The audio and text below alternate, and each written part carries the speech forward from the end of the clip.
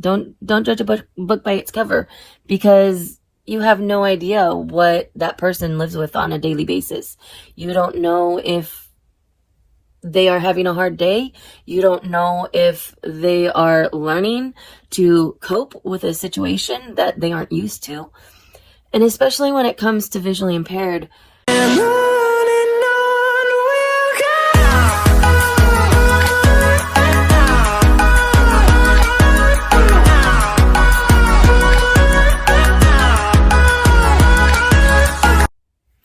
Hey everyone, welcome back to my channel.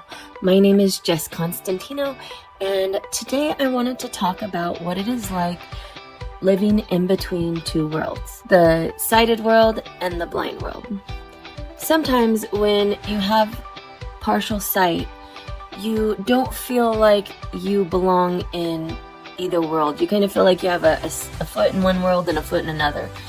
And it can be really challenging to navigate, especially when you're new to vision loss and really everything that it limits you from doing or brings a new challenge to your life. Sometimes it's not always about limitations, it's about overcoming challenges. You face a lot of those when you're kind of stuck between two different worlds. As a visually impaired person, you aren't blind all the way. However, you're not fully sighted either.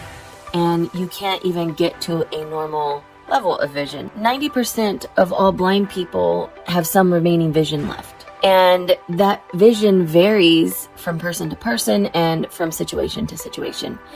Sometimes people will have a little bit of vision, but their vision even can vary from person to person because you have different diseases and different conditions that cause different issues.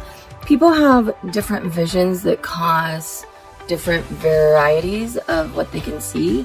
Some people have issues with like colors, not being able to see colors. Some people have issues with light and can't like see when there's a lot of light. Some people have issues where they can only see like shadows and light, and that is the full capability of their vision. Some people can't see anything at all. Some people have different degrees of vision like I do, where sometimes you can see some details and sometimes you can't see as much details depending on if you're having a good eye day or a bad eye day. So there are so many different varieties of vision and vision loss that it's really hard to like narrow down everybody's specific problem, because there's no one specific problem. There's so many different problems and so many different variations of each eye condition, and everybody kind of has their own issues.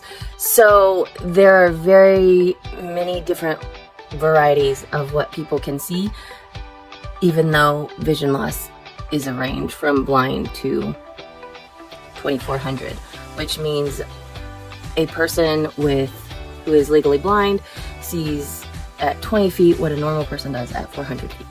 So that is the different varieties of vision. Some people have glaucoma issues where it totally just depends on the day that you're having and if your issues are bad that day, or if your eyes are inflamed and you can't see as well. For me, I was born without my iris, but it also affected the way the whole front of my eye developed properly. So my eye got several things because of my eye not developing all the way. I ended up getting cataracts, glaucoma, and corneal disease. And depending on different stages in my life, depending on how well my eyes were doing, there were a lot of times where I was almost blind. And there were a lot of times where I had just had surgeries, and so my vision was better. And this kind of went on throughout my life forever. I mean, from the time I was 7, I was having glaucoma surgeries. So it would be like, there would be months or maybe years where I had better vision and I could see a little better. And then there would be years or months or whatever where I couldn't see very well at all. And I had to rely on mobility devices such as a guide dog or a cane. It can be very challenging to be in between two different worlds. And for me, I just wanted to kind of highlight some of those areas because I think they are worthwhile to know, and I think that they would be very helpful to somebody who is just now starting their vision loss journey, or that is trying to support somebody who is beginning a vision loss journey. And it's challenging because you aren't fully blind, so you don't always fit this typical stereotype of what a blind person looks like. Sometimes you look normal and people can't tell that there's anything wrong with you. I know a lot of YouTubers like Molly Burke who totally look completely normal, and you would never be able to tell. I think with me, a lot of times I walk into places and people don't necessarily know that I'm visually impaired. You kind of can tell that there's something different about my eyes. They don't quite look normal like a normal person's eyes would. However, I get around pretty well, and especially if I've been in a place more than once and I have it memorized, or have like the layout of a place memorized, I can walk around it really well. As I've said before in other videos, I used to be a swim coach, and I mean, I would walk around those swim decks like nothing. Just like it was second nature to me. And I didn't even have to stop and worry about if I was gonna fall in the pool.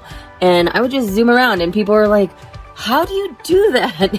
Because I know you can't see very well, but you get around really well. And that's the thing with me. Like I did some acting when I was younger, and I learned how to carry myself, and I learned how to kind of fake people out. I always say, fake it till you make it. Fake it till you make it, baby. But I am very good at pretending like I know I can see what I'm doing and I can see where I'm going. So there are a lot of times that people will look at me and they will say, well, you don't look visually impaired. However, I don't really make eye contact with people because I can't see to make eye contact with people. And they will take cues from those kind of things. So I don't exactly fit as a visual person, but I don't necessarily fit the typical blind mold either. So this can be very challenging for people to understand, like how much I can see. And I think I'm gonna make this a series about living in between two worlds because there's so much information to cover, and I think it's such a valuable topic to discuss. So I want to make it a series, but I wanted to say in this video especially that sometimes when you see somebody, don't necessarily jump to conclusions. Don't judge a book by its cover, because you have no idea what that person lives with on a daily basis. You don't know if they are having a hard day. You don't know if they are learning to cope with a situation that they aren't used to. And especially when it comes to visually impaired, I don't always have a mobility device with me. So it's sometimes even harder to identify if I really need the help. However, if I go up to somebody and I say, hey, I'm visually impaired and I would like some help with something, most people are very willing to help you out.